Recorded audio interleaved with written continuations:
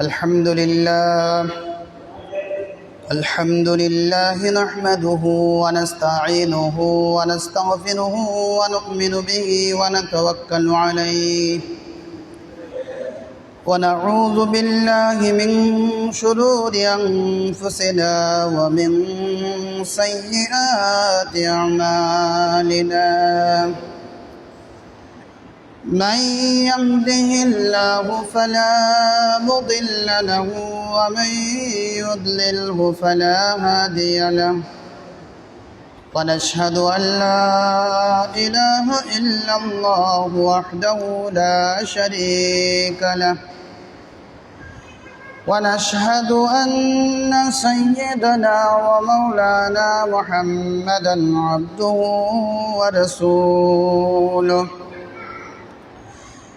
صلى الله عليه وعلى آله وأصحابه وأتباعه أما بعد فأعوذ بالله من الشيطان الرجيم بسم الله الرحمن الرحيم كل نفس ذائقة الموت وإنما توفون أجوركم يوم القيامة فمن زحزح عن النار وأدخل الجنة فقد فاز وقال تعالى أينما كنتم يدرككم الموت ولو كنتم في بروج مشيدة وقال النبي صلى الله عليه وسلم إنما هذه القلوب تصدع كما يصدع الماء إذا أصاب أو كما قال عليه الصلاة والسلام সম্মানিত উপস্থিত মুরব্বিয়ান নিজাম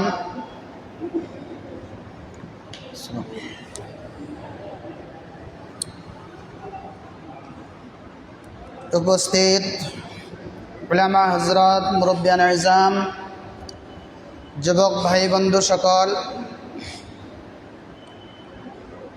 সবার প্রতি সর্বপ্রথম সালাম, আসসালামু আলাইকুম ওয়া রাহমাতুল্লাহি ওয়া বারাকাতুহু।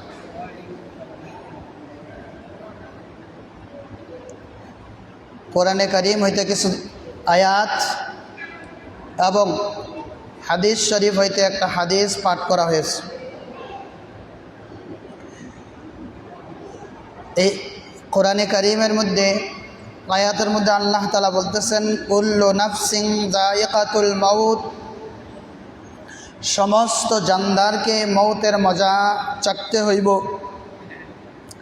ওয়া ইন্নামা তুওয়াফাউনা উজুরাকুম ইয়াওমাল কিয়ামা, আর কিয়ামতের দিন আমি তোমাদেরকে পুরো বদলা দিয়ে দেব।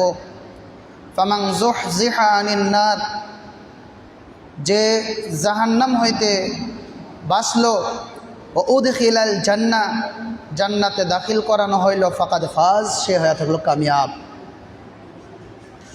পরের আয়াতের মধ্যে আল্লাহ তাআলা বলতেছেন আইনামা কুনতুম ইউদরিকহুমুল মাউত, তুমি যেখানে থাকো না কেন মৌত তোমার সঙ্গে মোলাকাত করবে। ওয়ালাউ কুনতুম ফি বুরুজিন মুশাইয়্যিদা, যদি তোমরা পাহাড়কে কেটে ঘর বানাও, ওইখানের মধ্যে মৌত তোমাদেরকে মোলাকাত করবে।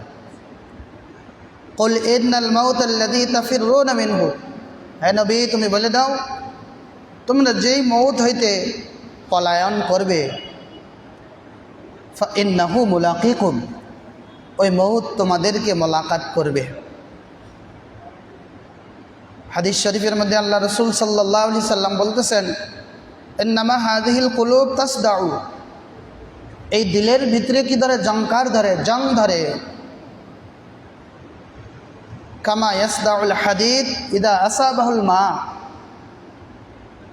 যেই সময় লোহার মধ্যে পানি পৌঁছে, লোহার মধ্যে যখন পানি পায়, যেরকম লোহার মধ্যে জংকার ধরে, সে মানুষের দিলের ভিতরেও জংকার ধরে। সাহাবা ইকরাম জিজ্ঞাসা করলেন, ওমা জিলাউহা ইয়া রাসূলুল্লাহ, আয় আল্লাহ রসুল, দিলের মধ্যে যদি জংকার ধরে, জংকারকে ছোটাইব কীভাবে? আল্লাহ রসুল সাল্লাল্লাহু আলাইহি সাল্লাম বললেন, কাসরাতু যিকরিল মাউত, মৌতকে বেশি বেশি স্মরণ করিও, ও তিলাওয়াতুল কোরআন, আর কোরআন শরীফকে বেশি বেশি তিলাওয়াত করো। মহতরম দোস্ত আজিজো, আজকের আলোচনা বিষয় হবে মানুষ দুনিয়ার বুকে যেই রকমভাবে তার জিন্দেগি অতিবাহিত করবে, জিন্দেগি যেইভাবে বানাইবে, যেইভাবে চলবে, জিন্দেগির মধ্যে তার মৌতটা হবে ওইরকম। আর যার মৌতটা ওইরকম হবে, তাকে কবরের মধ্যেও ওই রকমভাবে তাকে উঠানো হইবে। যদি আমালে সালেহ, আল্লাহর অনুসরণের মধ্যে, আল্লাহর অনুগত্য করার মধ্যে নেক আমল করে যদি জিন্দগির থেকে বিদায় নেয়, তার মৌতের সময়ও তার মৌতটা হবে নেক মৌত, এবং কবর থেকে যখন উঠাইবে ওই সময়ও তার কি হবে? ভালো হবে, আরামদায়ক হবে। আর যদি জিন্দেগি যদি কি হয়, জিন্দেগির মধ্যে যদি মন চাই জিন্দেগি চলি, আখেরাত কি, আল্লাহ কি, এগুলো যদি না মানি, আমি আমার মন চাই জিন্দেগির মধ্যে যদি চলি, আমার মৌতের সময় আমার মুখে কলেমা আসবো না, কবরের মধ্যেও আমার অবস্থা খারাপ, আর হাসরের মধ্যেও আমাকে এইভাবে উঠাইবে। তা আজকের আলোচনা হবে দুনিয়ার মধ্যে যে যেরকমভাবে তার জিন্দেগি কাটাইবে, তার মৌতটা হবে ওই রকম, আর যার মৌতটা ওই রকম হবে, কবরের মধ্যে তাকে ওই রকমভাবে উঠানো হইবে। দুনিয়ার মধ্যে বহুত বস্তু এরকম আছে, সমস্ত বস্তুর মধ্যে কি আছে? মতভেদ আছে। যেরকম একটা মাসলা নিয়ে এই উলামা এটা বলতেছে, ওই উলামা এটা বলতেছে, বিভিন্ন ধরনের রায় পেশ করে। বা সায়েন্সের লেভেলের মধ্যেও সায়েন্সের এক বৈজ্ঞানিক হতেছে এইরকম, আরেক বৈজ্ঞানিক বলতেছে এইরকম। যত বস্তু আছে সমস্ত বস্তুর মধ্যে ইখতিলাফ আছে, মতভেদ আছে। কিন্তু দুনিয়ার বুকে মৌত এরকম একটা বস্তু, যে মৌত নিয়ে কোনো মানুষ কি করছে না? মতভেদ করছে না, ইখতিলাফ করছে না, যে মৌতটা আসবে না বা আসবে, এই ধরনের কোনো কি করছে না? মতভেদ প্রকাশ করছে না। তার মানে মৌতটা অনিবার্য, মৌতটা আসবে, সবাইকে এই মৌতের মজা নিতে হবে।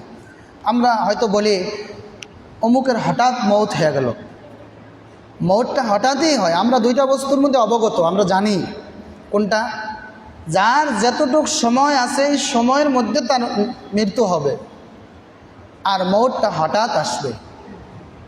মৌতটা হঠাৎই আসবে, যখন তার জিন্দেগি শেষ হয়ে যাইবে, তখনই তার মৌতটা হঠাৎ এসে যাবে। দোস্ত আজিজো, আমরা যে জিন্দেগির মধ্যে আইলাম, এই দুনিয়ার মধ্যে যাইলাম, আমাদের হায়াত হয়তো আমরা দেখতেছি বেশি, বা 60 বা 70 80 বছর, কিন্তু এই যে 60 বছর 70 বছর হায়াত, এরকম আমাদের জন্য এরকম হায়াতটা, এরকম একটা উদাহরণ দিলে বুঝবেন। আমরা যখন দুনিয়ার মধ্যে জন্মগ্রহণ করছি, মার পেট থেকে যখন আমরা জন্ম হয়েছি, তখন আমাদের ডাইন কানে আজান দিয়েছে, বাও কানে আকামত দিয়েছে। কিন্তু দেখেন জানাজার নামাজের মধ্যে না আজান হয় না একামত হয়, হয় কি? হয় না। জানাজার নামাজের মধ্যে না আজান দেওয়া হয় না একামত দেওয়া হয়। কি জন্য? মায়ের পেট থেকে জন্মগ্রহণ করার পরে এক কানে আজান, এক কানে একামত দিয়ে এই কথা বোঝাইতেছে যে আজান আর একামতের মাঝখানে যতটুক সময় থাকে, তোমার জিন্দেগির সময়টা হয়ে থাকলো অতটুক। কথাটা বোঝাইছে? আজান আর একামতের মাঝখানে যতটুক সময় থাকে, আমার আপনার যে 60 বছর 70 বছর বয়সটা, এইরকম যেরকম আজান আর একামতের মাঝখানের সময়টা। কিন্তু এই সময়টা, এতটুকু সময় নিয়ে আমরা দুনিয়াকে কীরকমভাবে আমরা পাকড়াও করে ধরছি। হজরতে নূহ আলাইহিস সালামকে আজরাইল আলাইহিস সালাম জিজ্ঞাসা করলেন, ও নূহ, তোমাকে তো আল্লাহ তাআলা 1400 বৎসর দিয়েছিল, তুমি এই 1400 বৎসর বয়সকে কীরকম পেয়েছ? বললেন, একটা ঘরের যদি 2টা দরওয়াজা থাকে, আমার 1400 বছর বয়সটা এরকমভাবে গেছে, এরকম আমি অনুভব করছি যে এরকম ঘরের এক দরজা দিয়ে ঢুকলাম আরেক দরজা দিয়ে বাহির হইলাম। আমার আপনার যে 60 বছর 70 বছর বয়স, এই বয়সটার আমাদের কতটুক সময় আছে আমরা নিজে চিন্তা করে দেখি। তো দোস্ত আজিজ, আমি বলছিলাম কামা তাইশুনা তামুতুনা, জিন্দেগির মধ্যে আমি যেইভাবে জিন্দেগি কাটাইমু ওই রকমভাবে আমার কি আসবে, মওত আসবে। কামা তামুতুনা তুবআসুনা, আর আমি যেরকমভাবে মরব ওই রকমভাবে আমাকে কিয়ামতের দিন উঠানো হইবে। তো আমি এই সম্পর্কে কিছু ঘটনা বা এরকম কিছু কথা রাখবো ইনশাআল্লাহ। খুব মনোযোগ সহকারে শুনবেন এবং আমল করার চেষ্টা করবেন। আল্লাহ তাআলা আমাকে এবং আপনাদের সবাইকে আমল করার তৌফিক দান করুক, আমিন। তো জিন্দগির মধ্যে যদি আমি সুন্দর হিসাবে আল্লাহ রসুলের চাওয়া অনুযায়ী যদি আমি জিন্দগি অতিবাহিত করি, জিন্দগির মধ্যে যদি চলি, তা আমার মওতটা সুন্দর মওত আসবে। হজরতে সাবিত বুনানি রহমতুল্লাহ আলাই, ওনার ঘটনা আল্লামা সুয়ুতি রহমতুল্লাহ আলাই ওনার কিতাবের মধ্যে বলতেছেন, হজরতে সাবিত বুনানি রহমতুল্লাহ আলাই ওনার কাম ছিল ইবাদত এবং বন্দেগি করা। ওনার জিন্দগিটা ইবাদতের মধ্যে গুজরেছে, সারাটা বছর ইবাদতের মধ্যে গুজরেছে। মওতের কিছুদিন আগে আল্লাহর কাছে ফরিয়াদ করতেছেন। কি ফরিয়াদ করতেছেন? আয় আল্লাহ, আম্বিয়া ইকরাম কবরের মধ্যে জিন্দা, তারা কবরের মধ্যে নামাজ পড়ে। আল আম্বিয়া ও আহিয়াউন ফি কুবুরিহিম, আম্বিয়া কবরের মধ্যে কি জিন্দা, ইউসাল্লুনা, আর কবরের মধ্যে তারা কি করে, নামাজ পড়ে। তো সাবিত বুনানি রহমতুল্লাহ আলাই আল্লাহর কাছে ফরিয়াদ করলেন, আশা করলেন, দোয়া করলেন, আয় আল্লাহ, যেরকমভাবে আম্বিয়ারা কবরের মধ্যে জিন্দা আর কবরের মধ্যে নামাজ পড়ে, আয় আল্লাহ আমাকে ওই তৌফিকটা দিও, আমি যেন কবরের মধ্যে গিয়া কবরের মধ্যে নামাজ পড়তে পারি। যখন কফন দফনের কাজ শেষ হয়ে গেল, উপরে উঠলেন যে ইটাগুলো ঠিক করে দিবে। ওই জামানার মধ্যে ওই জায়গার মধ্যে ইটা দিয়ে কী করতো, দেওয়ার পরে মাটি দিত। তো ইটা ঠিক করতে গিয়ে একটা ইটা কবরের ভিতরে পড়ে যায়।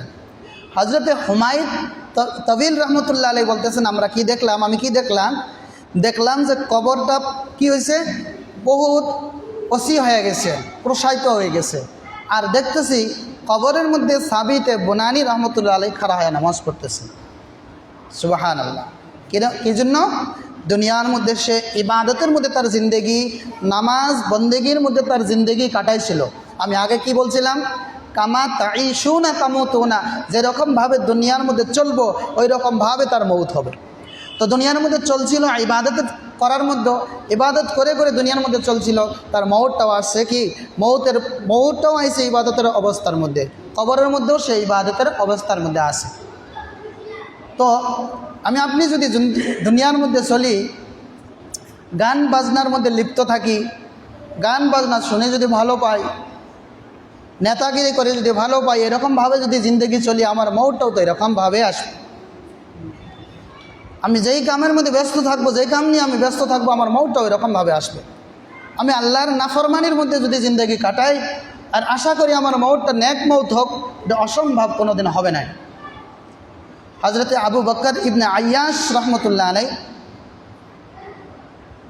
ওনার একটা ঘটনা বলতেছেন যে ওনার মৃত্যুর সময় ওনার মেয়ে আব্বার নিকটে বসে খুব টেনশনের মধ্যে, খুব চিন্তার অবস্থার মধ্যে, বলে মৃত্যুর অবস্থার মধ্যে, মৃত্যুর সময় জানি না আমার আব্বার কি অবস্থা হয়।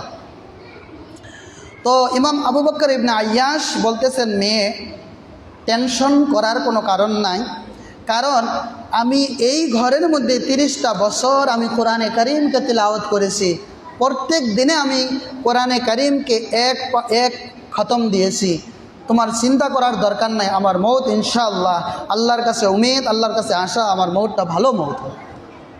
তো দেখা গেল মৌতের সময় এক মঞ্জিল, কোরআনের মধ্যে 7টা মঞ্জিল আছে, 7টা মঞ্জিলে পুরা কোরআন। তো দেখা গেল মৃত্যুর সময় কোরআনে কারিম এক মঞ্জিল তিলাওয়াত করতে করতে দুনিয়ার থাই বিদায় নেয়। সুবহানাল্লাহ। কামা তাইশুনা তামুতুনা, দুনিয়ার মধ্যে যেইভাবে চলছিল তার মুহূর্তটাও কী হয়েছে, ওইভাবে হয়েছে। বহুত দেখা যায় আজকের গাড়ির মধ্যে কি চলতেছে, গান চলতেছে, এরকমভাবে হাজার হাজার গাড়ি অ্যাক্সিডেন্ট হইতেছে, গানের অবস্থার মধ্যে তার মৃত্যু। কেন? সে গানকে ভালো পায়। মৌতের কোনো গ্যারান্টি নাই, কোনো ঠেকা নাই কখন আসবে। এই অবস্থার মধ্যে যদি আমার মৃত্যু হয়, আমার কবরের মধ্যে কী অবস্থা হবে, হাসরের মধ্যে কী অবস্থা হবে দোস্ত আজিজ। এই জন্য দুনিয়ার মধ্যে আমি যেইভাবে চলবো, যেইভাবে আমি জিন্দেগির মধ্যে চলবো, মৌতটা তার ওইভাবে আসবে। ইমামে আবু যুরআ রাজি রহমতুল্লাহ আলাই, ওনার সহি হাদিস, আপনার হাদিসের যত কিতাব আছে সহি হাদিস হয়ে থাকলো 7 লক্ষ। এই 7 লক্ষ হাদিস থাকি ইমামে আবু যুরআ রাজি রহমতুল্লাহ আলাই 6 লক্ষ হাদিস মুখস্থ আছে। সুবহানাল্লাহ। ওনার শাগিরিদ একদিন, ওনার ছাত্র একদিন ক্লাস দিতে দিতে হাদিসের রাবির বিষয়ে কি হয়েছিল, আলোচনা হতে অল্প দেরি হয়েছিল, ক্লাসের টাইমটা অল্প বেশি হয়েছে, রাইট হয়ে গেছে। তো ইমাম আবু যুরআ রাজি রহমতুল্লাহ আলাইর ছাত্র যখন ঘরের মধ্যে যায়, যাওয়ার পরে ওনার বউ বলতেছে এত দেরি কেন? বলছে একটা হাদিস নিয়ে আমরা ডিসকাসে আসলাম, এই জন্য একটু দেরি হয়েছে, অল্প দেরি হয়েছে। আচ্ছা আচ্ছা, তুমিও কিছু জানো না, তুমিও কিছু জানো না, তোমার শিক্ষকও তোমার উস্তাদও কিছু জানে না। ওই শাগিরিদটা, ওই ছাত্রটা ওনার বউকে বললেন কি, যদি আমার শিক্ষকের যদি 1 লক্ষ হাদিস যদি ইয়াদ না থাকে, মুখস্থ যদি না থাকে, যে তোমাকে আমি 3 তালাক দিলাম। সে তো তার ভিতরে কি আছে, আগের ছাত্রর সম্মান ইজ্জত, উস্তাদকে কীভাবে দিতে লাগে না দিতে লাগে সব তার জানা আছে। সম্মানের খাতিরে, সম্মানের ইজ্জতের খাতিরে সে এইভাবে বলছে। যা উস্তাদের কাছে যখন এই ঘটনা বলছেন, বাবা তুমি ঠিক মতোই সুন্দর হিসেবে আগের মতোই তোমার বিবি নিয়া সংসার করে খাও, আলহামদুলিল্লাহ আমার 1 লক্ষ হাদিস এইরকমভাবে মুখস্থ আছে, যেরকমভাবে তোমাদের সূরা ইখলাস, কুল হু আল্লাহু আহাদ সূরা মুখস্থ আছে, আমার 1 লক্ষ হাদিস এইরকমভাবে ইয়াদ আছে। তো সারাটা বছর হাদিসের দর্স, হাদিসের ইবাদত কালা কালা বলতে বলতে দুনিয়ার মধ্যে থাকিয়ে কী হয়েছে, দুনিয়ার মধ্যে এইরকম শিক্ষা দিছে, হাদিস নিয়ে ব্যস্ত আছেন। মৌতের সময় কী হলো, যখন মৌতের সময় আসলো, হাদিস শরীফের মধ্যে আছে লাকিনু মাউতাকুম, যখন মানুষ মৃত্যুর সময় আসে যায়, ওই সময় ওইখানে বসিয়া কলিমা শাহাদত তাকে কি করো, তলকিন দাও। তলকিন দেওয়ার অর্থ কি? এটা অর্থ না যে তাকে বলা যে বলো আশহাদু আল্লাহ ইলাহা ইল্লাল্লাহ, এটা না। আপনি জোরে জোরে বলবেন, আপনার সঙ্গে সঙ্গে হ্যাঁ কি করবে, আস্তে আস্তে তার অন্তরে অন্তরে বলবে, এটাকে কয় তালকিন। তো হাদিসের মধ্যে কি আছে, লাকিনু মাউতাকুম, মুর্দার যে সময় মানুষের মৌতের সময় আসে তাকে কি করো, কলেমায়ে শাহাদাতের তালকিন করো।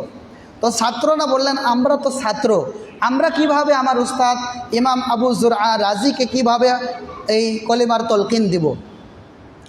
তো ওনার নিকটে 3 জন ছাত্র আছেন, ইমাম আবু মুসলিম, ইমাম আবু হাতিম আর ইমামে শাহজাহান। তো তিনজনের রিওয়ায়াত বয়ান করতেছেন, তার হাদিসের রিওয়ায়াত বয়ান করতেছেন, সে তার রিওয়ায়াত বয়ান করতেছেন। বয়ান করতে করতে একজন বললেন, আন মুআজ ইবনে জাবাল রাদিয়াল্লাহু তাআলা আনহু قال মান কানা আখিরু কালামি লা ইলাহা ইল্লাল্লাহ দাখালাল জান্নাহ। অর্থাৎ এই হাদিসের অর্থ কি? এই হাদিসের অর্থ হলো, যার মৃত্যুর সময় আখিরি কালিমা লা ইলাহা ইল্লাল্লাহ হবে, সে জান্নাতে দাখিল করবে। এই যে তারা রিওয়ায়াত করিয়া হাদিস বলতেছেন, আর ইমামে আবু যুরআ রাজি রহমতুল্লাহ আলাই সঙ্গে সঙ্গে সনদ আনিয়া সনদের সঙ্গে এই হাদিস বয়ান করতেছেন। আর মান কালা লা ইলাহা ইল্লাল্লাহ দাখালাল জান্নাহ পাওয়াও শেষ, আর ইমাম আবু রাজি রহমতুল্লাহ আলাইয়ের মৃত্যু আসাও শেষ। সুবহানাল্লাহ বলেন, সুবহানাল্লাহ। কেন? দুনিয়ার মধ্যে কি করছিল? হাদিসের দর্শের মধ্যে ব্যস্ত আসিল, হাদিস কোরআনের মধ্যে ব্যস্ত আসলো, আর মৃত্যুর সময়ও কলেমা পড়তে পড়তে আল্লাহ তাকে মৃত্যু দান করছে। কি বলছিলাম? কামা তাইশুনা, দুনিয়ার মধ্যে যেইভাবে চলবে তামুতুনা, ওই রকমভাবে মৃত্যু আসবে। আমি আপনি সুদ ঘুষ হারাম হালাল কিছু তমিজ নাই, বাসা নাই, মন চাই জিন্দগি কাটাইতেছি, গানের মধ্যে লিপ্ত, অশ্লীলতার মধ্যে ব্যস্ত, আর আমার মৌতটা নেক মৌত আসবে, অসম্ভব কথা। মৃত্যুর যন্ত্রণা হয়ে থাকলো খতরনাক যন্ত্রণা, বড় ভয়ঙ্কর যন্ত্রণা মৃত্যুর হয়ে থাকলো।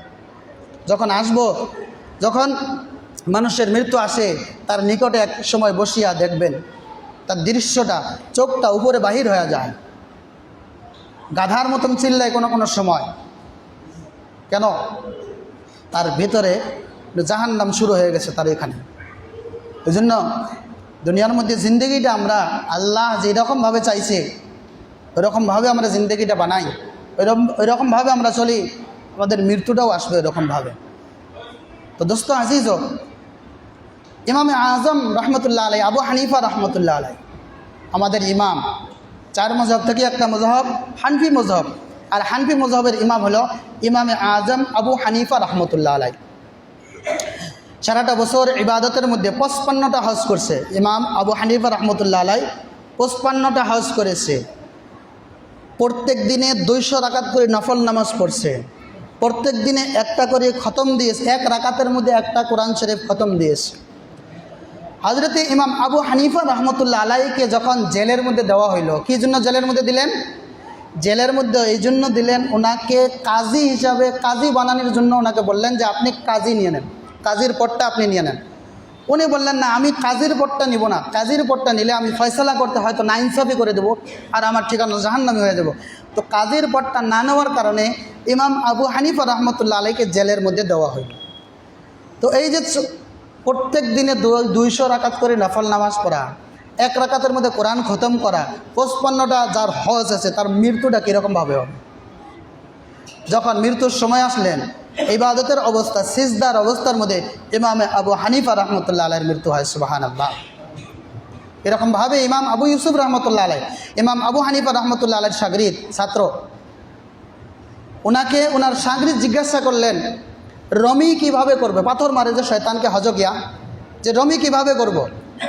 ইমাম আবু ইউসুফ রহমতুল্লাহ আলাইকে জিজ্ঞাসা করলেন মৃত্যুর কিছুদিন আগে, কিছু সময় আগে, ছাত্রয়। তো হুজুরের ছাত্রকে জিজ্ঞাসা করলেন, বলো তো ইব্রাহিম, বলো তো রমি কিভাবে করে, রমির মাসলাটা কি?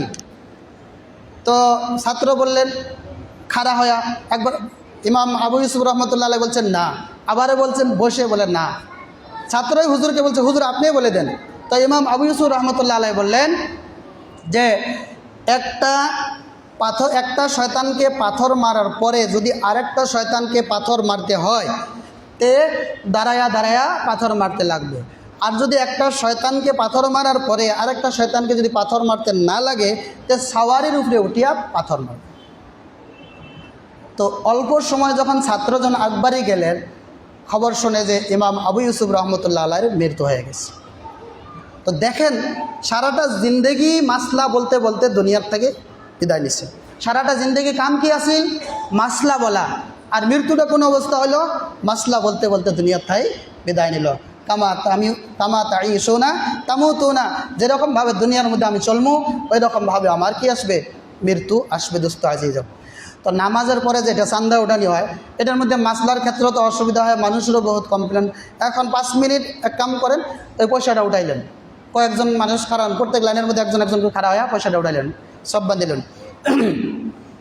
তো আমি বলছিলাম কি, যে আমার মৃত্যু যে এরকমভাবে আসবে, আমার মৌত, আমি দুনিয়ার মধ্যে যেরকমভাবে চলবো, আমার মৃত্যুটা ওই রকমভাবে আসবো। দোস্ত আজিজ, যারা হসপিটালের মধ্যে এমার্জেন্সি ওয়ার্ডের মধ্যে যে সমস্ত ডাক্তার থাকে, তাদের সঙ্গে কোনো দিন জিজ্ঞাসা করেন যে রুগীদের কীরকমভাবে মৃত্যু আসে। কেউর মৃত্যু আসে এরকম চিল্লা গাধার মতন আওয়াজ দেয়, কেউ আসে তার জবানের মধ্যে গান বলতেছে, গান কইতেছে, এরকমভাবে কি হয়? মৃত্যু আসে। মুকাফাতে আমল নামের কিতাবের মধ্যে একটা ঘটনা লিখতেছেন, কিতাবের নাম হয়ে থাকলো মুকাফাতে আমল।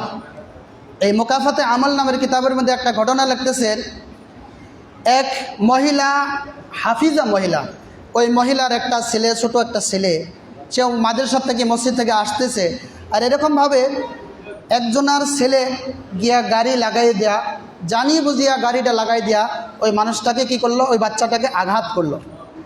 মা বাচ্চাকে নিয়ে তার গার্জিয়ানকে বললেন যে আপনার বাচ্চাটা আমার ছেলেকে জেনে বুঝে কি করছে, আঘাত দিয়েছে, আপনি একটু আপনার বাচ্চাকে একটু শাসন করেন। সে বললেন কি, আমি শাসন করব কেন, আগামীতে তোমার ছেলের উপরে তোমার ছেলের দুটা হাত ভাঙবো এবং দুটা পাও ভাঙবো। উচিত ছিল কি ছেলেকে শাসন করা, কিন্তু উল্টা আবার কি দিতেছে, নালিশ দিতেছে, আগামীতে কি হবে এই কথা বলে দিতেছে। যখন ক্যাশ দিতে গেলেন, ক্যাশও কেউ লয় না, গরিবের কেউ তো শোনে না, গরিবের কোনো অফিস আদালত নাই। তো গরিবের শূন্যওয়ালা যদি কেউ নাই, কিন্তু এক জাত আছে যিনি আরশ থেকে শুনতেছেন, তিনি হয়ে থাকলেন রব্বুল আলামিন। ওই মহিলা, হাফিজা মহিলা আল্লাহর কাছে ফরিয়াদ করছিল। এই ফরিয়াদ করার কারণেই একটা অ্যাক্সিডেন্ট হয়ে যায়। ওই লোকটার কি হয়ে যায়, সে একটা আশিকের একটা মহিলার সঙ্গে তার প্রেম হয়ে যায়। ওই মাসুকার সঙ্গে যখন মোলাকাত করতে যায়, তখন মাসুকার ঘরের মধ্যে ছাদটা ভেঙে যায়। যাওয়ার পরে ঘরের মধ্যে সবাই আওয়াজ দিতেছে, চোর আইছে, চোর আইছে, চোর আইছে। এরকমভাবে যখন কি হয়, রাস্তার মধ্যে দেখা যায় হঠাৎ কিছু পুলিশ ওইখানের মধ্যে খাড়া হয়ে আসে, আর পুলিশ চোর মনে করিয়া গুলি মারলেন, আর ঠ্যাঙের মধ্যে যায়, পাওয়ের মধ্যে যায় গুলিটা লাগলো। কোন জায়গার মধ্যে লাগলো, যেই জায়গার মধ্যে সে ওই হাফিজা মহিলার বাচ্চাকে জানি বুঝে আঘাত দিয়েছিল, ওই জায়গার মধ্যে কি করলো, আর ওই পুলিশের বন্দুকের গুলির দ্বারা এখানের মধ্যে কি হয়, আঘাত হয়। তো আমি যেরকমভাবে দুনিয়ার মধ্যে চলবো, আল্লাহ তাআলা মৃত্যুর সময় আমাকে ওই রকমভাবে মৃত্যু দেবে। হযরতে ঈসা আলাইহিস সালাতু ওয়াস সালাম রাস্তা দিয়ে যাইতেছে, একটা মহিলাকে দেখা গেল যে মহিলা কবরের সামনে দাঁড়ায়া কাঁদতেছে। জিজ্ঞাসা করা হইল, ও মহিলা তুমি কেন কাঁদছো? বলে, আমার মেয়ে দুনিয়ার থেকে বিদায় নিছে, দুনিয়ার থেকে চলে গেছে, আমার অল্প আশা যে আপনি আল্লাহর কাছে বলে দেন আমার বাচ্চাটাকে যাতে আল্লাহ হায়াত দেয়া দেয়, জিন্দা করে দেয়, আমি একটু দেখব। তো হযরতে ঈসা আলাইহিস সালাম আল্লাহর নবী ছিলেন, আর এইটা মুআজিজা আছিল। হযরতে ঈসা আলাইহিস সালাম যদি কেউকে বলল কুম বিইজনিল্লাহ, তুমি আল্লাহর হুকুমে দাঁড়াইয়া যাও, জিন্দা মৃত্যুর থেকে জিন্দা হতে জিন্দা হয়ে যেত, এটা আল্লাহ মুআজিজা দিছিল। তো 2 রাকাত নামাজ পড়িয়া আল্লাহর কাছে বললেন, আল্লাহ এই মেয়েটাকে জিন্দা করিয়া দেন, এর ওনার মা দেখবে। তো আল্লাহর হুকুমে ওই মেয়েটা কবর থেকে জিন্দা হইল। জিন্দা হওয়ার পরে দেখা গেল যে মহিলাটার চুল পেকে গেছে, চুল কি হয়ে গেছে, একদম সাদা। তখন মা বললেন, তুমি যে সময় তোমার মৃত্যু হয়েছিল তোমার চুল তো কালা আছে, তুমি যুবতী আসলা, তো তোমার চুলটা পাকলো কীরকমভাবে? বলে, হযরতে ঈসা আলাইহিস সালাম যখন বলছেন কুম বিইজনিল্লাহ, তখন আমি ভাবলাম যে আমার উপরে কিয়ামত আসে গেছে, কিয়ামতের দৃশ্য আমার মনে হয়ে গেছে, আমার এরকম লাগছে, এই জন্য কিয়ামতের দৃশ্য আমার মনে হয় আমার চুলটা সাদা হয়ে গেছে। তখন বললেন, ওই মেয়ে মাকে বললেন, মা তুমি কেন ঈসা আলাইহিস সালামকে বললেন আমাকে জিন্দা করার কথা?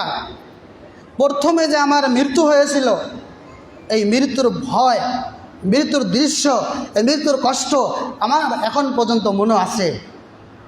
আবার যে আমার মৃত্যু হবে, আমার তো সেম এরকম মৃত্যু হবে। তুমি ঈসা আলাইহিস সালামকে বলো যাতে মৃত্যুর সময় আমার ওই কষ্টটা না হয়। তো আবার হযরতে ঈসা আলাইহিস সালাম দোয়া করলেন যাতে মৃত্যুর সময় কষ্ট না হয়, তো কষ্ট না হয় আর দুনিয়া থেকে বিদায় নিল। তো আমি যে আজকে বললাম যে মানুষের জিন্দেগি যেরকমভাবে হবে, তার জিন্দেগির মধ্যে যেই হিসাবে চলবে, তার মৃত্যুটা ঠিক ওই রকমভাবে হবে, এইটা আশা করা যাবে না। আমি আমার মন চাহি জিন্দেগি চলবো, আল্লাহর নাফরমানির মধ্যে আমার জিন্দেগি চলবো, আমার ব্যবসা নিয়ে আমি ব্যস্ত, আমার দুনিয়া নিয়ে আমি ব্যস্ত, আর আমার মৃত্যুটা আসবে নেক মৃত্যু, মৃত্যুর সময় কলিমা তাইয়্যিবা লা ইলাহা ইল্লাল্লাহ আমার জবানের মধ্যে আসবে, অসম্ভব কথা। কামা তাইশুনা তামুতুনা, যেরকমভাবে দুনিয়ার মধ্যে জিন্দা থাকবে চলবে, তামুতুনা ওইরকমভাবে মৃত্যু আসবে, কামা তামুতুনা তুবআসুনা, যেরকমভাবে মৃত্যু হবে ওইরকমভাবে কবরের মধ্যে উঠাইবে। তাই কাজে আমি আমার জিন্দেগির মধ্যে নজর করি, আমি কিভাবে চলছি, আমার মৃত্যুটা কিভাবে আসবে। আল্লাহ তাআলা আমাকে এবং আপনাকে সুন্দর হিসাবে আল্লাহ রাসূলের চাওয়া অনুযায়ী আমাকে আপনাকে জিন্দেগি কাটানোর তৌফিক দান করুক। ওয়া আখিরু দাওয়ানা আলহামদুলিল্লাহি রাব্বিল আলামিন।